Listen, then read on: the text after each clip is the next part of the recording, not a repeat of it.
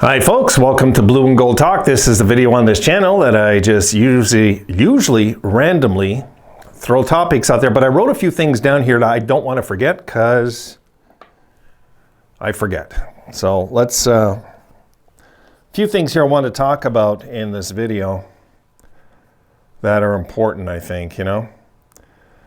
Okay, we're heading towards, should I talk about here first?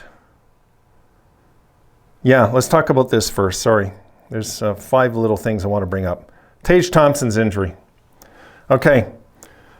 The Tage Thompson injury, folks, they're not really giving us any details whatsoever. What a shock, you know. But we know it was, from what I've seen, it was, I believe it was this side of his lower back, right? But they're saying it's an upper body injury, which is waist up. So they're not telling us much. But, you know, for him not to go to the All-Star game, which is 0 contact, I don't know. I just hope it's not so bad. The last thing we need this year, guys, I mean, look, this is since the first time since McGillney LaFontaine, we're having fun with a player like this. We want this guy to explode all year and have a blast watching somebody get 50 goals again on the Sabres. Come on. So we need Tage back. You know what? The good news wasn't he out on practice recently, right? We'll see. We'll see where that goes. But for now, they're not telling us nothing. So if you're wondering about Tage and the injury, go to thesabres.com. They're not talking about nothing. They're not telling us nothing. All right, mentioning the All-Star game. I got a note here. I hope Dahlin gets the MVP, folks. I hope he does. Because he should have been voted on that team to start with. It's the dumbest thing in the world that this guy's killing it this year and he's not on the All-Stars. I'm like, you got to be kidding me. You know, this is how stupid the All-Stars is now, though. We're going to let the fans vote. Like, you know, come on. Get the right people in place that vote these things on. You're going to get some kid that, you know, wants a player from his team on there. So I think Dahlin just might get the MVP. And wouldn't that be funny?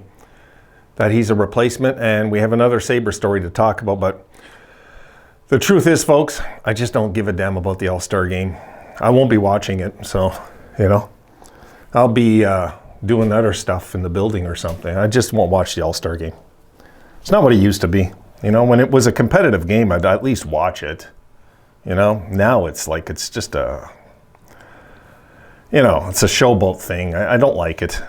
I don't like the you know, the shot. You take a shot like you're not even that far from the net, and that's how they decide the hardest shot in the league. And anyway, I guess they have their ways of doing things now. It's not even exciting to watch a guy shooting an empty net. I'm going to sit there and watch that.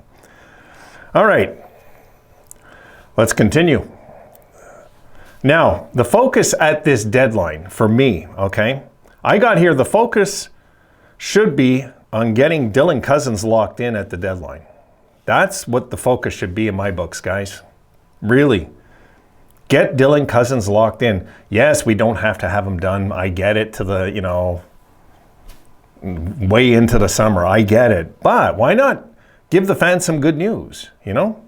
This would be something for all of us to be happy about. And for those of you that think he's getting $7 million a year, no, he's not going to. I just don't believe Dylan Cozens is going to get 7 unless he plays hardball with us, which I hope we can do this amicably because I do not want players starting to get greedy. He does not deserve Tage Thompson money, okay? Like I've seen some fans saying, oh, we'll be lucky to get him locked. I'd be thrilled if we lock him in 8 years at 7 or 7 years at 8 or something. No. We're not giving this guy $8 million. Absolutely no, we move him. I don't care how much you like him. No.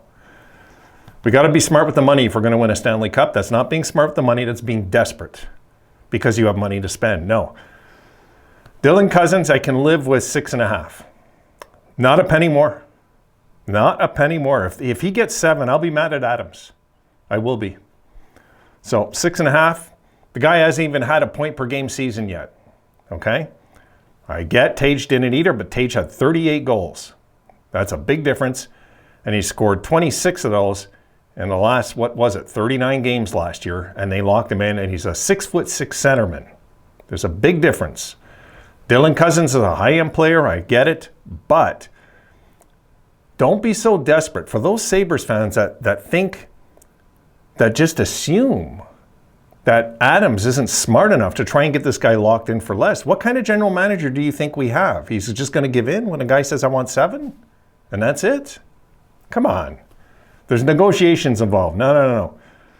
Lock him in. What I would do, if it's long-term, 6.5. He might want like 3 years though or something, right? And then we get him less. No 7. No. I do not want to see Dylan Cousins locked in at $7 million. It's too much. It is. And if it happens, I'll be the first one to say, damn it. You know, Dylan Cousins, get him locked in. I want to get him locked in at $6 million. Locked in. Even if it's for 4 or 5 years, just get him locked in. 4 or 5 years, I'm good with. I hate these long-term contracts anyway, guys. But I'm good enough. I'm good with 4 or 5 years also. Get Devin Levi signed by season's end. Their season ends over there April the 8th latest with the championship game of the Frozen Four. Get Devin Levi locked in. And another thing, folks, I'll talk about this briefly. Move Eric Portillo and Ryan Johnson now if we know we have to eventually. Get them moved. If Adams knows that we have to move these guys, get them out of here.